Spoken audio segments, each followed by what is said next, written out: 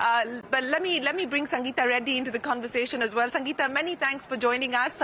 And I want to talk to you about one of the priorities and one of the pillars of the G20 presidency for India, something that you've personally been involved with, and that is women-led development. You've, of course, been championing Empower 20 as well. Sangeeta, what's the hope at the end of this? What would be your big takeaway from this? So clearly, Shereen, thank you. And what an exciting time it is to be right there and see India take such a fantastic place and a role in enhancing the whole dialogue on global diplomacy, on the entire aspect of a world which is better, sustainable, equitable, and happier. So one of my big, what I look forward to is really that some of the recommendations that we gave during G20 Empower is the enhanced role of women's participation in the entire economy, and for the world to be able to use the $27 trillion lever, which is an equalization of women in the workforce. I also believe that the terminology of women development, women equity has transformed to women-led development based on the Prime Minister's, very powerful statement, and many people echoing this.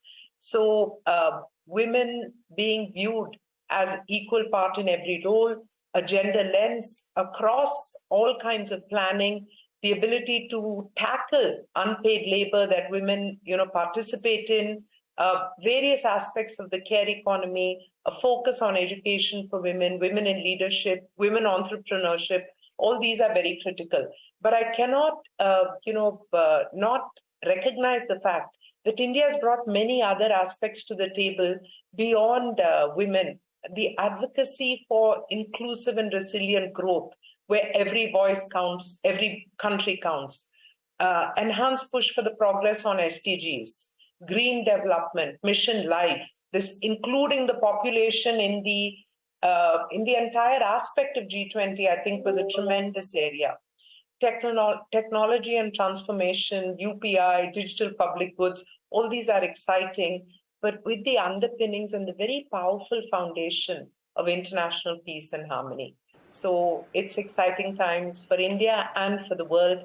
And as someone who is living in this time, I think all of us should look forward to India laying the foundations for a better world.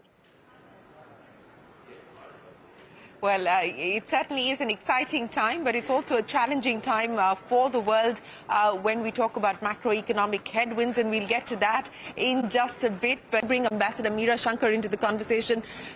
Ms. Shankar, appreciate you joining us here on CNBC TV 18. To start with, whether we see a joint communique or not, the significance of that, and more importantly, your comments. We've seen the Prime Minister here at the Bharat Mandapam seated with the heads of state, and the plaque before the Prime Minister says Bharat, not India.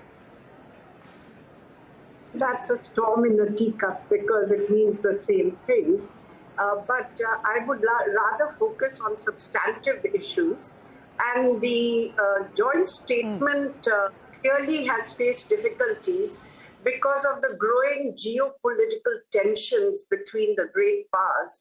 Their relationship is perhaps more fraught today than at any time in recent decades. When the G20 was first set up at summit level in 2008, then the relationship was more benign, and it was possible for these powers to get together and create a global consensus to move forward on reviving the global economy, taking a coordinated stimulus, setting up a regulatory framework for banks or institutions deemed too big to fail. So there was a lot of progress in the initial phase. In recent years, these geopolitical tensions, especially in the last 2-3 years, have intensified, making consensus more difficult. But I would still hope that we are able to isolate the differences over Ukraine or find ways of working around them so that the very compelling global challenges which the world faces and which requires action from both blocs. It doesn't, climate change will not distinguish between whether you were pro-American or you were pro-Russian or pro-Chinese. So these are issues which actually transcend ideologies and transcend boundaries. And I would hope that the world can find the statesmanship to recognize this and move forward on these issues. Oh, that certainly is the hope, Ambassador Shankar, that the world will be able to find that statesmanship that you speak of.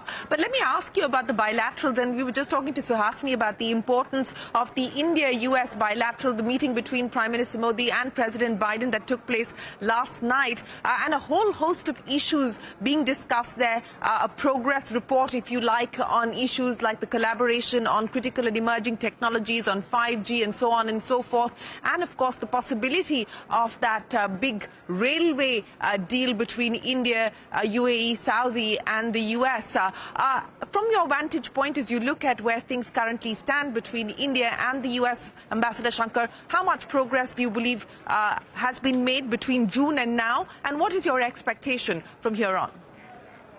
Look, I think the June visit was a milestone because it set the stage for a much more substantive strategic relationship between the two countries, including in the areas of defense manufacturing and in the areas of critical and emerging technologies, which are going to actually be the dominant technologies of the future. So I think that that was really a milestone. Now the two leaders are meeting again so shortly after their meeting during the state visit of Prime Minister Modi to the US.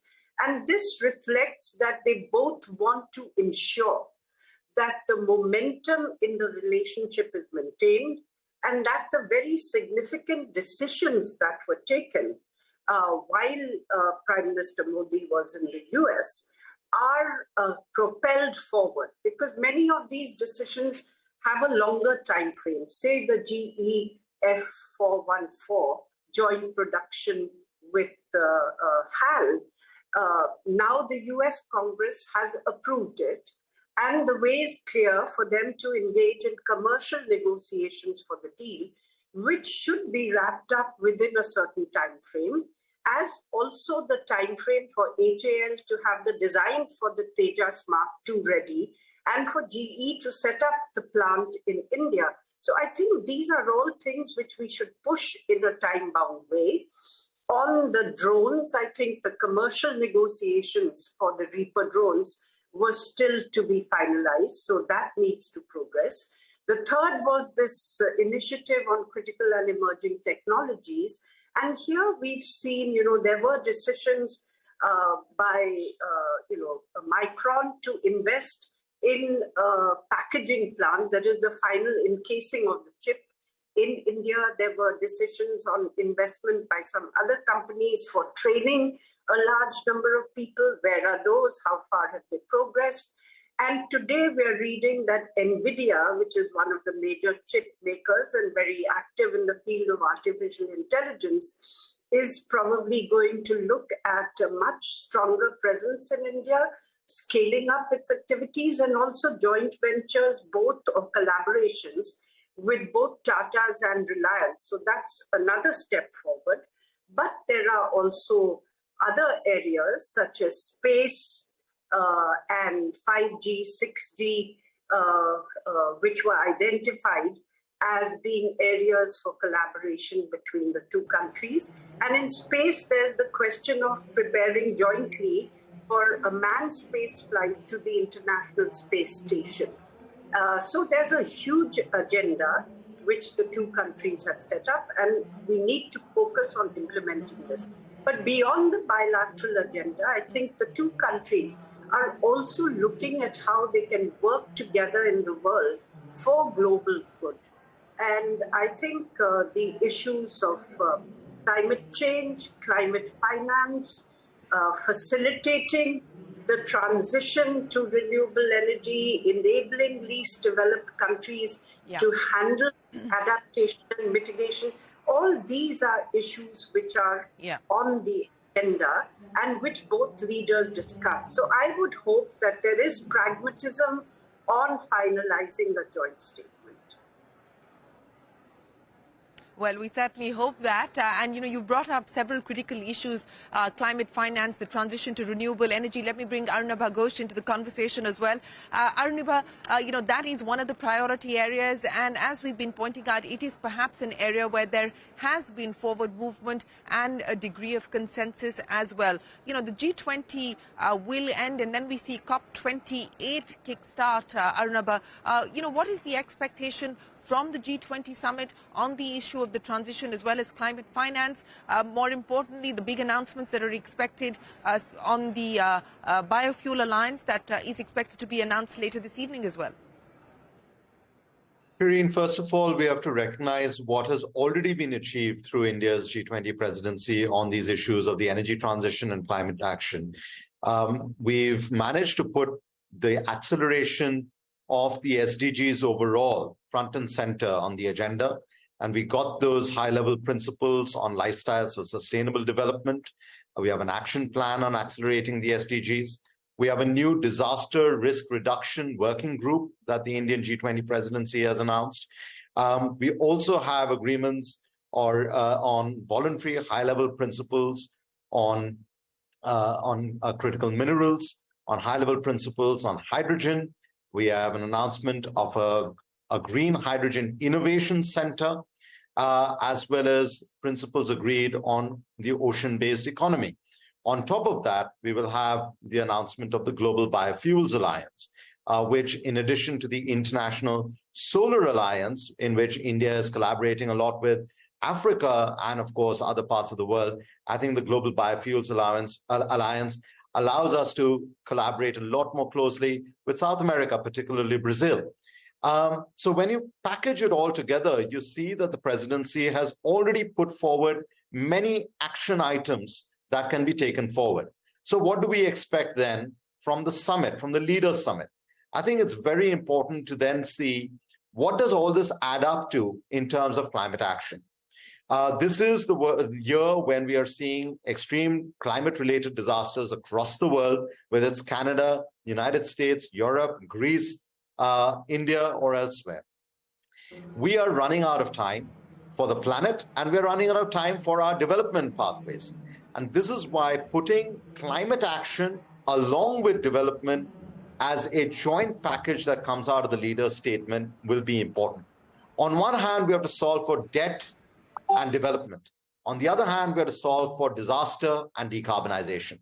India's G20 presidency is trying to serve as a bridge between the two, and I'm expecting that the leaders will recognize this imperative the planet and the people have for quicker and more deliberate action on these fronts. Yes, as you pointed out, Arunabha, time is running out. We do not have the luxury of time, and the hope is that there will be further amplification of the measures already undertaken and, of course, further movement on the steps that need to be taken. But Sangeeta, Reddy, let me come back to you now. This is also, in a way, India's moment to showcase the strength of its story, the strength of the economy at this point in time. And if you were to walk through the Bharat Mandapam, I think it's the digital India story that's being highlighted and that's being showcased. You have the RBI Innovation Pavilion here, where people are hoping to get a taste of what UPI has been able to do. You've also got the World Bank putting out a report talking about how digital technologies have aided financial inclusion. From a narratives perspective, do you believe that this is perhaps one of the strongest, points that the India story is going to showcase at the G20 summit? So clearly, Shereen, I think it's a critical point. I still believe that the inclusivity, the peace, and the better world order is India's major point. But I think we earn the right to state this because of things we've done, one in climate and definitely in technology. Now, in technology, it is the acknowledgement of the fact that the world is changing, and whether it's, artificial intelligence or new systems, platforms, etc., and whether it's cryptocurrency or cybercrime, all these are critical in the agenda. And who does the world turn to for technology talent, technology brains, and capability? And that's India. But not only are we a source for the technological talent, but we have showcased capabilities. So the CoWIN app, I think, has been transformational. And every time this has been spoken about, the world has stood up and listened and said a platform created in under 90 days, which took care of the vaccines of 1.1 billion people, outstanding. And then we go on to what happened in UPI. So the ability for people to access banking and financing. So it is using technology to transform the lives of people on the ground, to help the underserved, and to do it at scale. And then to say that these digital public goods are things we're happy to share with the world. So in that context, I think hand in hand and global technology and global good are really going hand in hand. And that's a powerful positioning for India and for the new world order. Well, speaking of the positioning, we will take a quick break, but return to the conversation that we're having with Ambassador Meera Shankar, Sangeeta Reddy, Dr. Arunabha Ghosh. We will take a break here, but continue with our live coverage from the G20 ministerial that's currently underway in the capital. Don't go anywhere, but back in a moment.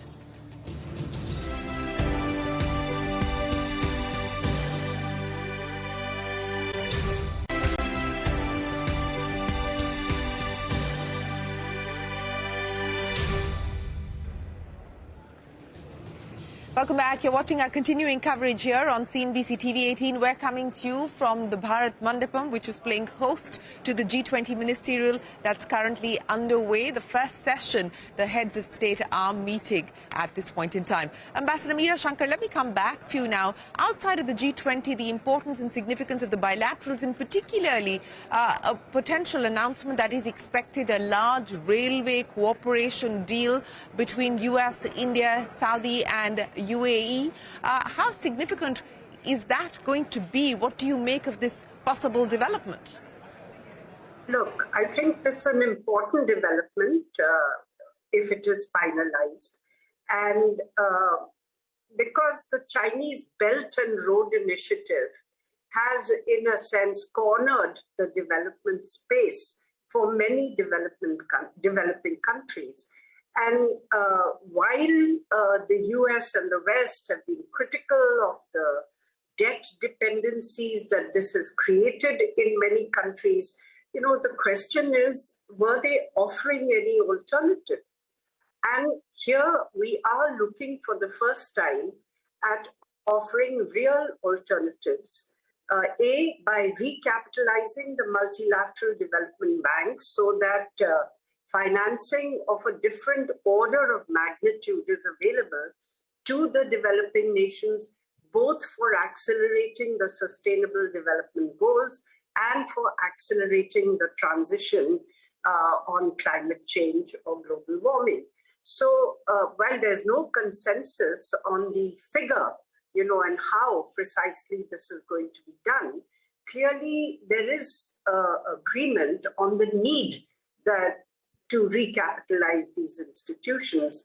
And there is consensus on broadening the mandate to include funding of global public goods by these institutions. So hopefully we should be able to put alternatives on the table which offer developing countries a broader choice rather than getting involved or getting caught in a debt trap, because at the moment it looked like only, the Belt and Road Initiative was the only game in town.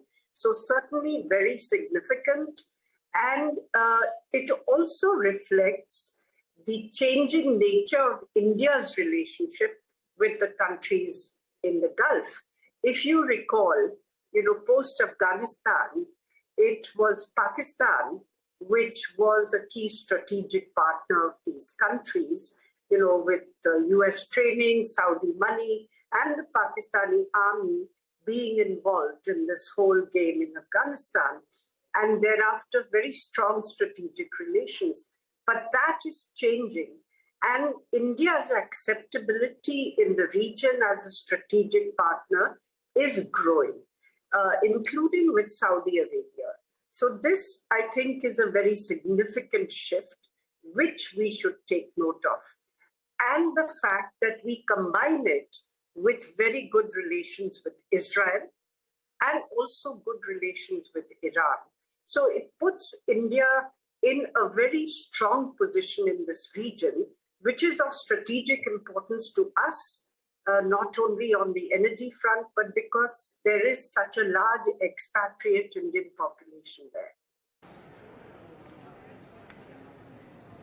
Right.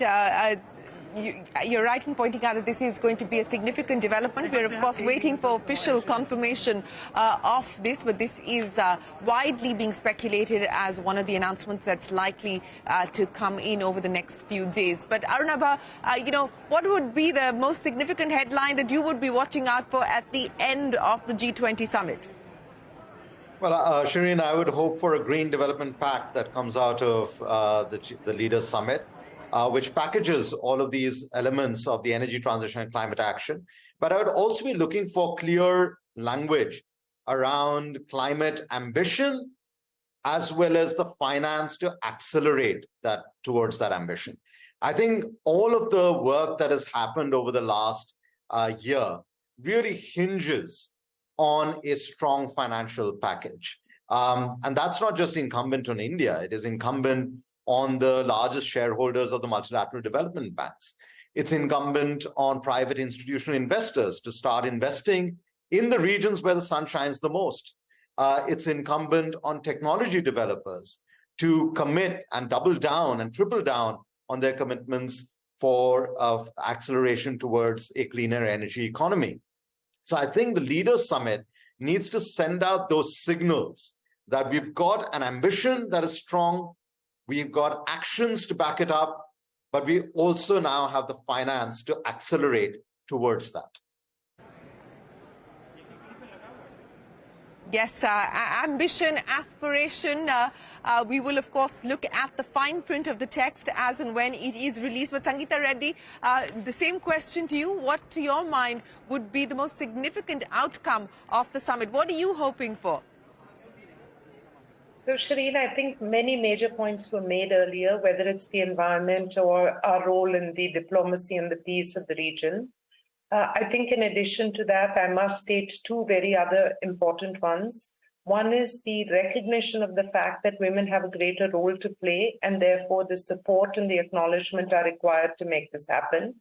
The second is the reiteration of the criticality of health and happiness of people, because policy at the end of the day, diplomacy, a new world order, all these must translate into impact on the ground.